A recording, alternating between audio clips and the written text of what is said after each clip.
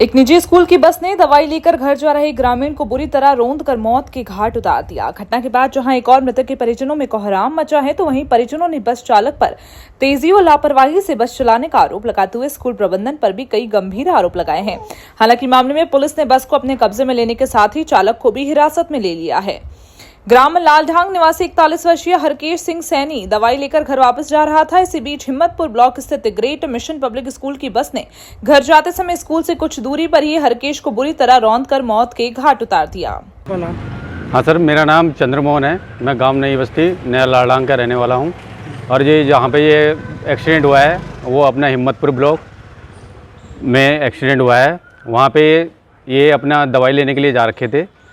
तो दवाई लेके आके जैसे वापस आए थे तो वैसे ही स्कूल की बस इनको टक्कर मार के आगे ड्राइवर साइड से इन्होंने एक्सीडेंट किया और वैसे ही उनको पीछे की साइड से दोनों साइड से अपना अगली साइड से भी और गाड़ी की पिछली साइड से भी अपना टायर चला के गाड़ी पे चले गए।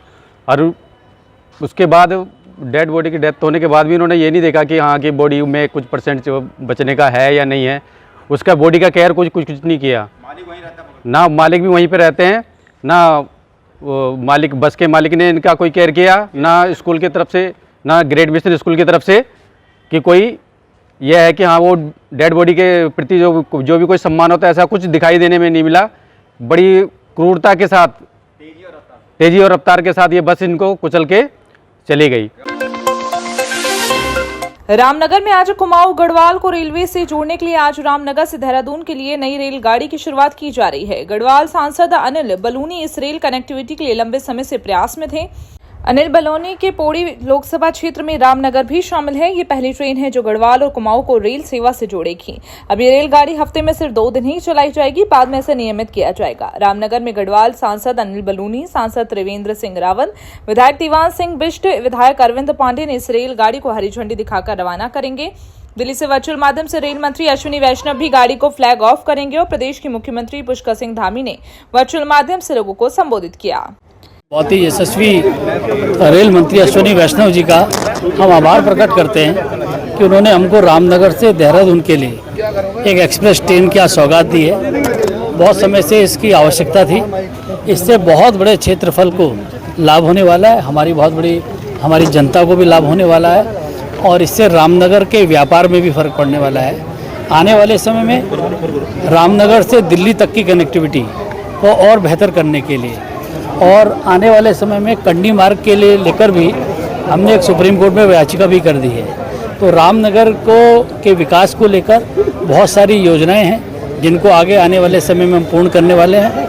यहाँ पर्यटन को लाभ हो, यहाँ की आर्थिकी पे प्रभाव पड़े, यहाँ रोजगार का सृजन हो, इस सब के लिए बहुत सारी हमारे कार्यक्रम हैं जिनका हम आने वाले समय में पूर्ण करेंगे।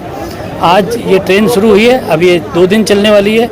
आने वाले समय में हमारा प्रयास है कि ये 6 दिन चले और हमको पूरा विश्वास है कि आने वाले समय में ये पूर्ण भी होगा। दिल्ली के लिए आप लोगों को एक बेहतरीन सुपरफास्ट ट्रेन की भी सौगात जल्दी मिलेगी, ऐसा सर। धनगढ़ी पुल में जो है उद्घाटन हुआ, अब नजर नहीं आया। देखिए, ऐसा है कि मेरा जो फोकस है वो काम होने से है। और जब हम लोगों ने धनगढ़ी पुल का शिलान्यास किया था, जब हमने उसकी आधारशिला भी रखी थी, आप लोगों को पता है कि वहीं के छोटे से कर्मचारी से रखवाई थी। हम लोगों का भारतीय जनता पार्टी के कार्यकर्ताओं का कोई फोकस नहीं है कि कौन कैसे करे। ये जनता को सौगात मिले, जनता को लाभ हो, वो बहुत आवश्यकता है और वो पूर्ण हो रही है। और मैं आपको विश्वास दिलाता हूँ कि हमारी डबल इंजन की सरकार, केंद्र की हमारी सरकार, राज्य की हमारी सरकार मिलकर उत्तराखंड को सबसे समृद्धशाली, सबको अग्रणी राज्य बनाने के लिए हम लोग प्रयास कर रहे हैं और उसको सफल भी होंगे।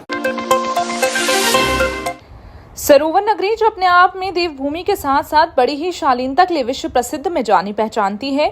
कुछ वर्षों से न जाने किसकी नजर इस सरोवर नगरी नैनीताल में लग गई। आए दिन छोटी छोटी बातों को लेकर एकदम हाथ उठाना, गाली गलौज करना, एक दूसरे को हीन भावना से देखना, इस तरह की घटना बढ़ती जा रही है। अब तो हद ही हो गई कि देर रात होते ही असामाजिक तत्वों द्वारा देर रात नैनीताल के मेविला, जिला panchayat cement house, Jiwaji cottage आदि क्षेत्रों में छतों में जमकर पथराव किया जा रहा है, जिससे क्षेत्रवासी काफी भयभीत नजर आ रहे हैं और देर रात पुलिस की तरह गश्त कर रहे हैं, पर कोई भी असामाजिक तत्व हाथ नहीं लग पाया। क्षेत्रवासियों ने कुमाऊं आयुक्त, जिला प्रशासन और पुलिस प्रशासन से गुहार लगाई है कि इस तरह की हरकतों को रोका जाए। देहरादून नगर निगम के सफाई कर्मचारियों ने अपनी 6 सूत्रीय मांगों को लेकर विरोध प्रदर्शन तेज कर दिया है। सफाई कर्मचारी यूनियन के अध्यक्ष सोनू खैरवाल ने बताया कि राज्य सरकार उनकी अनदेखी कर रही है, जिसके चलते उन्हें धरने पर बैठने को मजबूर होना पड़ा है। सोनू खैरवाल ने कहा है कि पिछले 4 महीनों से उनकी मांगों पर कोई संज्ञान नहीं लिया गया, जबकि उन्होंने मुख्यमंत्री, शहरी विकास मंत्री, जिलाधिकारी, मेयर, नगर आयुक्त और स्थानीय विधायकों को ज्ञापन सौंपे थे। मुख्य मांगों में पर्यावरण मित्रों का 800 रुपए का मानदेय, 715 नए सफाई कर्मचारियों की भर्ती और 2008 से 2018 के बीच की कट ऑफ डेट को संशोधित कर 2024 करना शामिल है। मेरा नाम सोनू खैरवाल, सफाई कर्मचारी यूनियन अध्यक्ष नगर निगम देहरादून। मांगे हमारी 6 सूत्रीय मांगे हैं राज्य सरकार से, जो कि अभी तक जो है हमारी सुनी नहीं गई। 4 महीने हो गए हैं। हमें मुख्यमंत्री जी को भी ज्ञापन दिया, हमने शहरी विकास मंत्री जी को भी ज्ञापन दिया, हमने डीएम साहब को भी ज्ञापन दिया, हमने मेयर साहब को भी ज्ञापन दिया, हमने कमिश्नर साहब को भी ज्ञापन दिया, हमने जो है विधायकों को भी ज्ञापन दिया, लेकिन अभी तक हमारे पास किसने भी कोई संज्ञान नहीं लिया है हमारी मांगों को। तो इसीलिए मजबूरन हमें जो है यहाँ पर धरने पर बैठना पड़ा। भाजपा विधायक विनोद चमोली ने हाल ही में कांग्रेस नेता राहुल गांधी पर सनातन संस्कृति के अपमान का आरोप लगाया। उन्होंने कहा कि जो व्यक्ति मोहम्मद दीपक को दिल्ली बुलाकर गले लगा सकते हैं, उनसे उत्तराखंड की पारंपरिक भोजपत्र की माला स्वीकार करने की उम्मीद कैसे की जा सकती है। विनोद चमोली ने एक प्रेस वार्ता के दौरान ये टिप्पणी की और कहा कि राहुल गांधी की हरकत उनके वास्तविक चरित्र को दर्शाती है। उन्होंने आगे कहा, या तो राहुल गांधी गणेश गोदियाल के हाथों से माला नहीं पहनना चाहते थे क्योंकि उन पर बद्रीनाथ मंदिर समिति के अध्यक्ष रहते हुए भ्रष्टाचार के गंभीर आरोप लगे हैं, या फिर वे सनातन धर्म के प्रतीक माने जाने वाले भोजपत्र की माला को ही अपमानित करना चाहते थे। चमोली के अनुसार राहुल गांधी की कार्यशैली और विचारधारा सनातन परंपराओं के प्रति अनादर प्रदर्शित करती है। निश्चित तौर पर 2 कारण हो सकते हैं। या तो वो गणेश गोदियाल के हाथ से माला नहीं पहनना चाहते थे, तो गणेश गोदियाल भी बद्रीनाथ टेम्पल कमेटी के अध्यक्ष रहते हुए उसके भ्रष्टाचार में लिप्त पाए जा रहे हैं, लगातार उन पर आरोप लग रहे हैं। या तो गणेश गोदियाल को ही अवॉइड करना चाहते थे, या फिर भोजपत्र की माला जो सनातन का एक ये कह सकते हैं कि प्रतीक है, उसको वो अवॉइड करना चाहते थे। और स्वाभाविक बात है, जो मोहम्मद दीपक को दिल्ली बुलाकर गले लगा सकते हैं, वो उत्तराखंड में भोजपत्र की माला को कैसे स्वीकार करेंगे। ये तो उनका कैरेक्टर है, अपना कार्यक्रम का सामने निकल रहा है। डोईवाला विधानसभा क्षेत्र के अंतर्गत गड्डूल ग्राम सभा की शीला चौकी झाद गांव अमगढ़ खाल पर पिछले 1 साल से पुल का निर्माण नहीं हो पाया है। बरसात होते ही यहां कई गांव का बाजार से संपर्क पूरी तरह टूट जाता है। पुल न होने की वजह से स्कूली बच्चों को पढ़ाई के लिए शहर के नजदीक कमरा लेकर रहना पड़ रहा है। वहीं मरीजों को नदी में पानी आने के कारण स्वास्थ्य जांच के लिए भी भारी दिक्कतों का सामना करना पड़ रहा है। हमारे कस्टमर भी आते हैं, यहाँ पे बहुत दिक्कत होती है और वो सीधा यही बोलते हैं कि विधायक जी ने आपके यहाँ कोई काम नहीं करते। अभी हमारे यहाँ पे इस नदी को आए हुए 1 साल हो गया है और विधायक जी ने कोई उनसे जाके पूछे तो एक भी चक्कर उन्होंने यहाँ का नहीं लगाया है कि हम गाँव में जाके पूछें।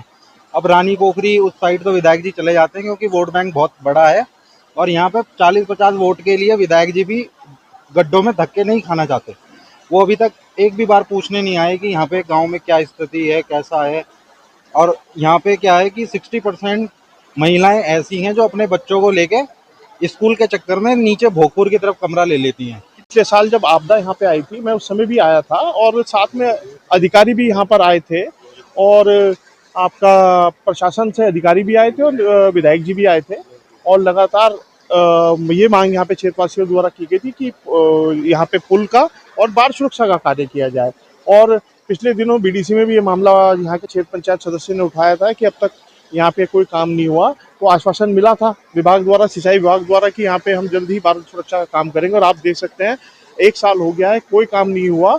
सरकार ने एक बहुत बड़ा भव्य कार्यक्रम 5 साल बेमिसाल का किया है और 5 साल बेमिसाल क्या है वो आप आके यहाँ देख सकते हैं कि 1 साल में यहाँ पे कुछ नहीं हुआ। और आज स्थिति यह है कि अगर यहाँ पर शीघ्र कोई ना कोई हमने व्यवस्था नहीं की तो एक तो ये गांव भी कट ऑफ हो जाएगा सड़क से और 3-4 घर जो हैं बिल्कुल खतरे की जद में वो भी नुकसान में आ जाएगा। रहे पिछली बरसात में यहाँ पे एक पुल था बना हुआ जो कि लोक निर्माण विभाग ने बनाया था, तो पिछली बरसात सितंबर में बह गया था। तब से अभी तक इस पे कोई काम विभाग ने ना तो कोई संज्ञान लिया है, ना किसी सरकार ने या किसी प्रतिनिधि ने किसी ने भी संज्ञान नहीं लिया है।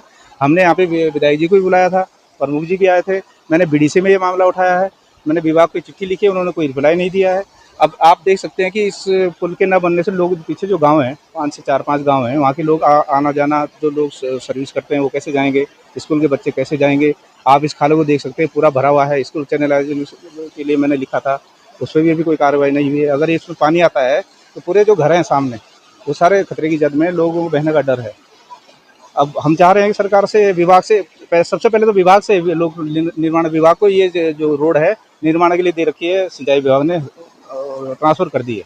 विभाग ने अभी तक इस पर कोई, विभाग को अगर जी साहब को पूछें कि यहाँ पे एक पुल था तो उन्हें पता ही नहीं कि यहाँ पे पुल था, है ना। इतना बड़ा दुर्भाग्य है, विभाग इतना नकारा, इतना नागवार है कि अगर हम कोई भी अगर चिट्ठी लिखते हैं तो उसका रिप्लाई, उसका जवाब भी नहीं देते हैं। इनको हाथ से का इंतजार है, कोई मर गया, कोई इसमें बह गया तो उस चीज़ का इंतजार कर रहे हैं लोग, उसके बाद की जिम्मेदारी खत्म हो जाए। आज जो हमने ये सांकेतिक धरना दिया है विभाग को, सरकार को, अगर इस पर कोई भी एक्शन नहीं हुआ तो इसमें एक बड़ा आंदोलन रूप लेगा, उग्र आंदोलन होगा।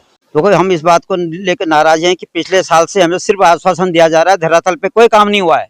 और ये देखिए, पिछले साल भी हम लोग बहुत परेशान थे, हमारा जनजीवन अस्त व्यस्त हो गया था, और इस बार भी पूरा होने की संभावना है। हम लोग बहुत आक्रोशित हैं, और अगर ऐसे ही रहा, शासन प्रशासन नहीं जागा, तो हम लोग चुनाव का बहिष्कार करेंगे। हम जनप्रतिनिधियों को और तो और डीएम एसडीएम किसी को यहाँ गांव में नहीं घुसने देंगे, सबका बहिष्कार करेंगे, चुनाव का बहिष्कार करेंगे। और हमारे पास अब अंतिम फॉर्मूला यही है और कुछ नहीं है।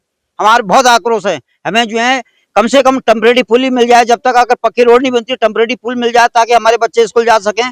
और हम लोगों को दुख मुसीबत में, कोई हार्ट का मरीज है, कोई रात को दर्द हिमालय में से नौकरी कर रहा है, कैसे कोई आएगा जाएगा बताइए।